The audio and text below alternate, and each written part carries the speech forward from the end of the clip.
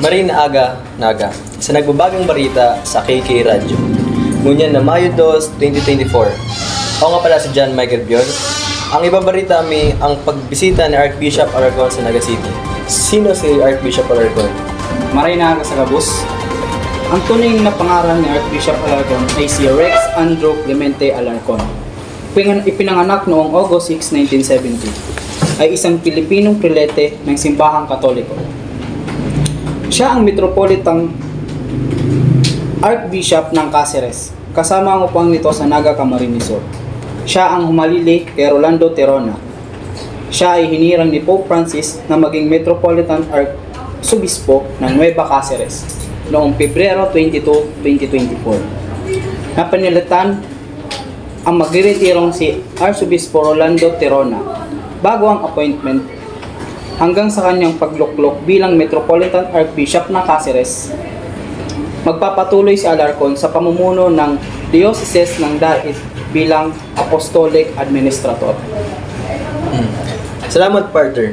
Ngayon, ang babahayag ni DJ Tayo ang paglabas ng memo ni Mayor Legacion.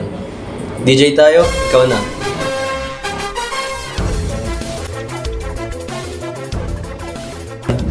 So may bagong memo ba rin daw si Mayor Nelson Legacion patungkol sa pagsuspindi ng klase sa pagsarado ng alyan.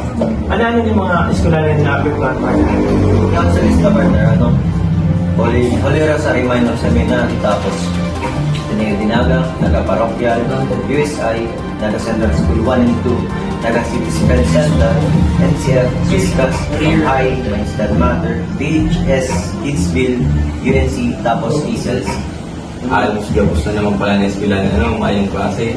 Sunod pati na guys sa Labor Day. Kaya ano yung Ang gayong mahal ka naman din yung mga katiyan. Tapos halos kalahati nung school is Catholic din. Kaya talagang sinusunod na yung pagdating ng Archbishop natin na bago. Tapos ano ba? Alis lahat ng mga school nandito lang din sa may sentro ng Naga eh.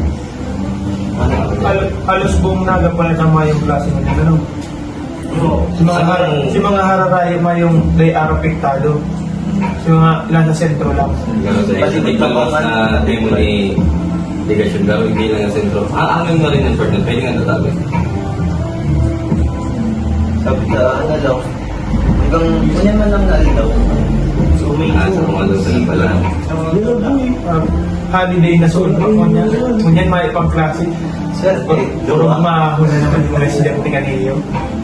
Pati sa Nagama, yung katong ano ba lang, itong porkit mainit, hindi pa nag-suspend. Suspension for heat wave. Speaking of mainit na araw nga, kunyan nga, grabe ang init. Tapos ang ilo dyan is bago. Sarado mag-aangian. Hali ako sa may plaza. Sarado. Ang nangyari is naglakaw pa hindi.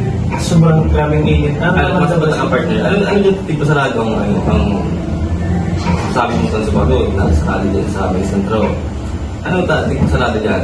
May magparada, anong bilog dyan sa lokal? Hindi pa kasi sigurado yun, partner. Hindi kasi sila naglabas ng memo paano talaga yung ano. Pero sa nakalabas yung memo, tapos yung mga balita na pupunta nga si Archbishop, na baka doon din yun for safety ng mga taong pupunta, safety din ng mga dadalo na visa or kung magkakamisa man. Diba? Kaya yun, wala talaga silang nilabas na memo eh. So, Di isang makakitang balita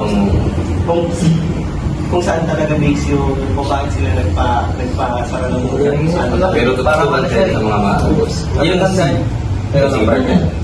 natatandaan nyo pag Peña Franco na sinasara din yung mga roads sa dito sa para sa safety. Yung tingin ko parang ganun isang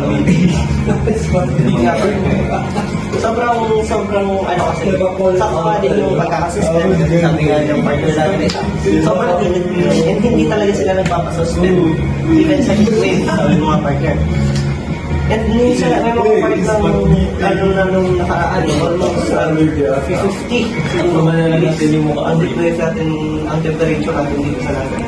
Pero balita ko nga dyan sa may libuton. Yung pinakamainit dito. Yung bagang pagmasikungan mo dyan sa may cruising dyan sa libuto. Lalo pag traffic, sus, mapulugon sa kiray.